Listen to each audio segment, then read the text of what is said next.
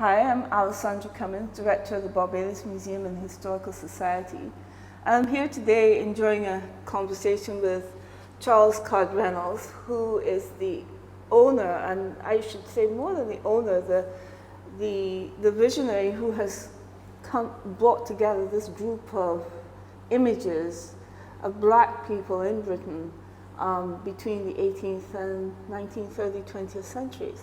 So we're having a little talk about some of the images in that collection, and I want to say thank you very much, Charles, for considering to have these pieces here, and really looking forward to talking with you about some of them.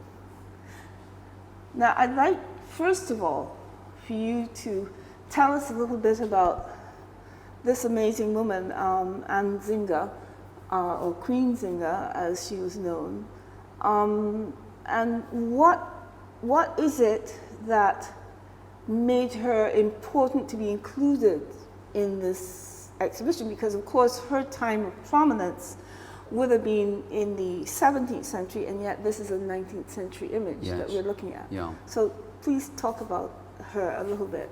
Tell us about her. Yes, I mean, as you say, she lived from the late 16th through to the 17th centuries, and this image was produced about 200 years after her death.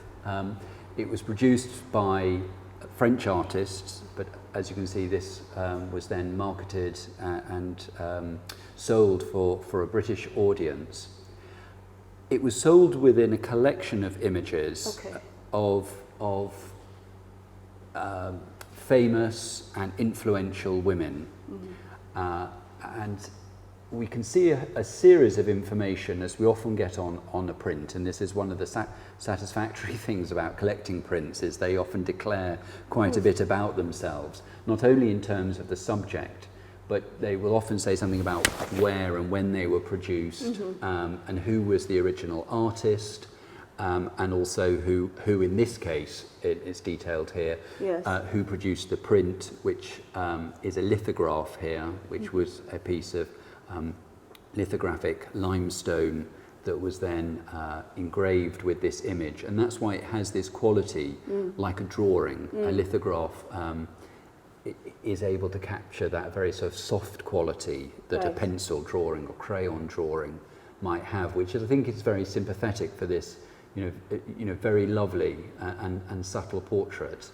Anne Zhinga was the Queen of Angola, and she was a remarkable diplomat, and she was able to play off the Dutch and the Portuguese during her reign, so that they didn't enslave her inhabitants. What we see here is an image that was produced during her lifetime, and it was a painting that then was taken back to Portugal. It was in a Portuguese convent for a long time, and then what has happened here is the French artist in the 19th century has then based this image on that original Portuguese painting. But why the series of painting of prominent women, and why at this time in the 19th century? Well, it was written by a woman who had herself negotiated that. She came from an aristocratic background in France during the late 18th, early 19th century, which was a very dangerous time to be an aristocrat in revolutionary France. And she managed to sort of negotiate her way through all the complex relationships that involved, even becoming a friend of Napoleon. But then she managed to become a friend of when the French monarchy was restored. She managed to find a place within the new royal court that was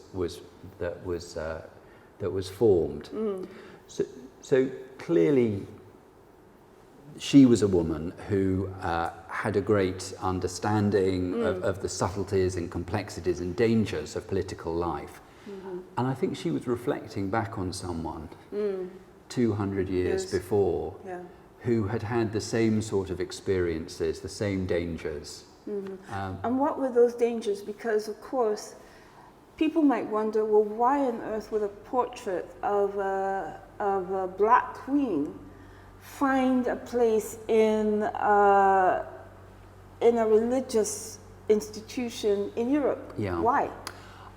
I think this is one of the ways in which Anne Zhinga worked, was to understand the Portuguese by bringing Portuguese missionaries, in particular Franciscan friars, into her court. And she adopted the name Anne. She was baptized as a Christian. And I think the portrait was produced around the time of her conversion to Christianity. Right. So she saw the benefits, she saw the importance of meeting Dutch and Portuguese on a particular level that demanded that they could not treat another Christian in a certain way. They had to give due respect, and she made that part of her mission, I think. I think that was part of it. I mean, the other part of it is quite straightforwardly. She was a great military strategist, right? And she, you know, she certainly wasn't beyond pulling rank in terms of the forces that she could muster, and also commercial clout. Okay. Is that she was very keen that there should be good trading relationships with these foreign powers. Right. What she didn't want was the enslavement of her people. Right. And so she moved a lot of the population, and certainly a lot of the sort of important aspects of Angolan society inland, away from the more dangerous coastal regions. Okay. And she's still hugely celebrated in Angola to this day. Yes, I know. And I just want you to reiterate one more point. This portrait was taken while Anne Zhinga was alive. Yes. So it was definitely her decision how she wished to be portrayed. I think so, but I think what we have here is a French reimagining of that. Okay. That's romanticized, if not slightly eroticized as well. Okay. So I think there are two layers of interpretation here. We have the 17th century Portuguese religiously inspired image, and then this romanticized image that we get 200 years later. But it's all part of the story of who she is and why people are so drawn to her. I really want to encourage everyone to come and see this exhibition, The Black Presence, which is still on display at the Barbados Museum. It reveals many fascinating chapters in Barbadian and Caribbean history through the lens of British artists. And we have a unique opportunity to tell and retell these many stories. We look forward to having you with us.